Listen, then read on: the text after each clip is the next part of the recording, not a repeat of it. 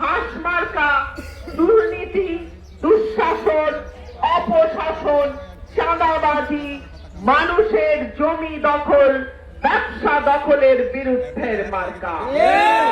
আগামীতে যদি সরাইল আশুগঞ্জে আপনারা একটা নিরাপদ জনপদ চান, একটা নিরাপদ সমাজ চান, দুর্নীতিমুক্ত সমাজ চান, হাঁস মার্কার কোনো বিকল্প নাই।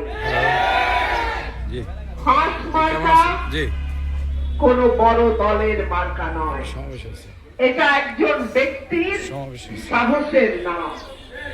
যে বড় বড় দলের বিরুদ্ধে দাঁড়ায়, সত্যের পক্ষে, মানুষের পক্ষে, সাধারণ মানুষের পক্ষে কথা বলে, সেই মানুষের মার্কার নাম হলো হাঁস মার্কা।